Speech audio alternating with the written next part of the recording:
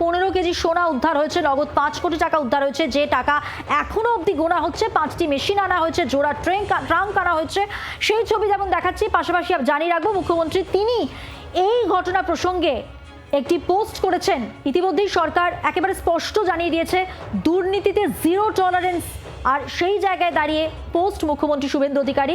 বিস্তারিত জানবো এই প্রসঙ্গে, রয়েছেন টেলিফোন লাইনে প্রতিনিধি পিয়ালি মিত্র। পিয়ালি, একেবারে দেখো, মুখ্যমন্ত্রী প্রথমত জেলা পুলিশ এবং রাজ্য পুলিশের ডিজি তাদেরকে অভিনন্দন জানিয়েছেন এবং তারপরে কত টাকা উদ্ধার হয়েছে এখনো পর্যন্ত তুমি জানো যে কিছুক্ষণ আগে আমরা জানাচ্ছিলাম যে 5 কোটি টাকা, সেই অঙ্ক বেড়ে 5.5 কোটি টাকা হয়েছে এবং 15 কেজি সোনা উদ্ধার হয়েছে, তারও মূল্য বাজারে এই মুহূর্তে 22 কোটি টাকা। এবং মুখ্যমন্ত্রী যেরকম অভিনন্দন জানিয়েছেন, তার পাশাপাশি তিনি কিন্তু দুর্নীতির বিরুদ্ধে আবারও যে রাজ্য সরকারের জিরো টলারেন্স নীতি রয়েছে সেই সংক্রান্ত বিষয় স্মরণ করিয়ে দিয়েছে এবং তা তিনি বলে দিয়েছেন যে যারা যে সমস্ত পাবলিক যারা সাধারণ মানুষের কে এক্সপ্লয়েট করে এই ধরনের টাকা বা এই ধরনের বিপুল অঙ্কের সম্পত্তি বানিয়েছে, তাদেরকে কোনোভাবে রেয়াত করা হবে না এবং প্রত্যেকটা পলিটিক্যাল পার্টি হোক বা যেই হোক কাউকে কিন্তু ছাড়া হবে না। এখনো পর্যন্ত কিন্তু গণনা চলছে। তুমি দেখতে পাচ্ছ যে ঘরের মধ্যে ব্যাগ ভর্তি করে করে আলমারিতে টাকাগুলো রাখা ছিল এবং গোপন সূত্রে খবর পাওয়ার পরই কিন্তু পুলিশ টুলু মণ্ডলের এই যে আত্মীয়, যে একজন সরকারি বাস চালক, তার বাড়ি থেকে এই বিপুল অঙ্কের টাকা এবং বিপুল অঙ্কের সোনা উদ্ধার করেছে। ধন্যবাদ পিয়ালি। সরাসরি রয়েছেন আমাদের আরেক প্রতিনিধি প্রসেনজিৎ মালাকার, কথা বলবো প্রসেনজিতের সঙ্গে। প্রসেনজিৎ, এখনো তো টাকা গোনা হচ্ছে, কি ছবি ওখানে?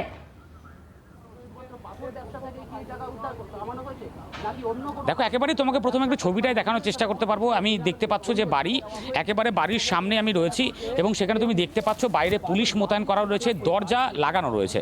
অর্থাৎ দরজা লাগিয়ে ভেতরে যারা পুলিশের আধিকারিকরা রয়েছেন তারা কিন্তু এখনো পর্যন্ত টাকা গোনার কাজ করছেন এবং তারা টাকা গুনছেন এবং পুলিশের আধিকারিকরাও সেখানে উপস্থিত রয়েছেন।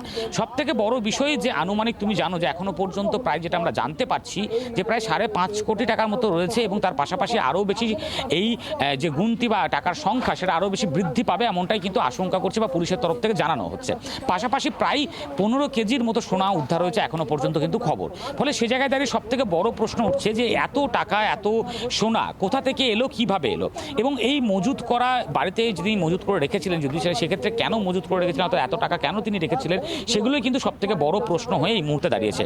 এবং তার পাশাপাশি দেখো, বড় বিষয় যে একদম এই যে দেউচা এলাকা, যে বাসস্ট্যান্ড এলাকায় এই বাড়ি, সে বাড়ি থেকে কিছুটা দূরে গেলে কিন্তু পাথর খাদান এলাকা, অর্থাৎ দেউচা পাচামি এলাকা। সেখানে দাঁড়িয়ে তুমি জানো প্রথম থেকেই ডিসিআর যে টাকা, অর্থাৎ যে ট্যাক্স কালেকশন করা হয় যে পাথর থেকে, সেই ডিসিআর এর টাকা নিয়ে একটা বড় প্রশ্নচিহ্ন কিন্তু পূর্বতন সময় থেকে উঠছিল এবং সরকার পরিবর্তনের পরে যে প্রশ্ন আরো তীব্র হয়েছে, কারণ সরকারের তরফ থেকে দাবি করা হয়েছে এখানে বিপুল টাকার দুর্নীতি হয়েছে। আর সেখানে দাঁড়িয়ে যে কিংপিমের নাম বারবার সামনে উঠে এসছে, তার নাম হলো টুলু মণ্ডল। আর সেই টুলু মণ্ডলের আত্মীয়র বাড়ি। একদম এই জায়গা থেকে পাথর ব্যবসায়ী টুলু মণ্ডল সম্পর্কে আরেকটু বিস্তারিত জানতে চাইবো। তার কোনো রাজনৈতিক পরিচয় রয়েছে?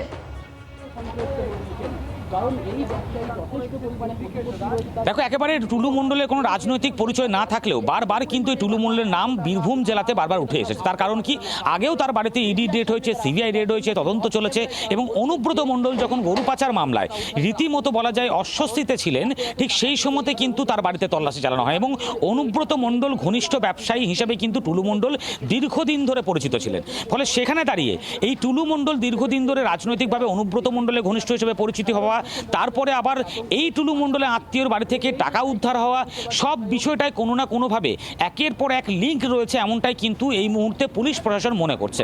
সবটাই তারা সে কারণে তদন্ত করছে এবং তদন্ত করে দেখছে। এবং তোমাকে আরেকবার বলতে বলতে একটু ছবিটা দেখানোর চেষ্টা করবো, তুমি দেখলে বুঝতে পারছো যে রীতিমতো বলা যায় এখনো পর্যন্ত কিন্তু পুলিশ সকাল থেকে, অর্থাৎ মধ্যরাত থেকে কালকে আসা পর্যন্ত তল্লাশি চালাচ্ছেন। তারা এখন অবধি তল্লাশি চালিয়ে যাচ্ছে, তার কারণ তারা উদ্ধার করতে পারছে না বা বুঝতে পারছেন না যে কি অবস্থা রয়েছে। এবং এখনো অবধি যে টাকা উদ্ধারের কথা বলা হচ্ছে, অর্থাৎ 5.5 কোটি টাকা প্রায় আনুমানিক ক্যাশ উদ্ধার হয়েছে, আরও বেশি উদ্ধার হতে পারে। ফলে এক্ষেত্রে দাঁড়িয়ে এই টাকার সাথে টুলু মণ্ডলের কোনো সম্পর্ক রয়েছে কিনা, অর্থাৎ তোমাকে যেটা প্রথম থেকে আমি বলে আসছি যে একটা সন্দেহ প্রকাশ করা হচ্ছে যে কোথাও না কোথাও টুলু মণ্ডলের আত্মীয়, ফলে ডিসিআর এর পাথরের টাকা, সে জায়গায় দাঁড়িয়ে এই ডিসিআর এর পাথরের টাকার সাথে এর কোনো সম্পর্ক রয়েছে কিনা, টুলু মণ্ডলের এই টাকার সাথে কোনো সম্পর্ক রয়েছে কিনা, সেগুলোই কিন্তু সব থেকে বড় তদন্তের বিষয়। একদমই গোটা বিষয়টাই তদন্ত সাপেক্ষ, এখনো টাকা গোনা চলছে।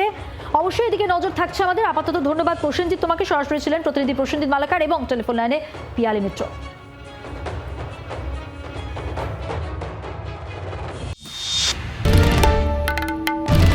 বাংলার আওয়াজ, বাঙালির আবেগ, জি 24 ঘন্টা।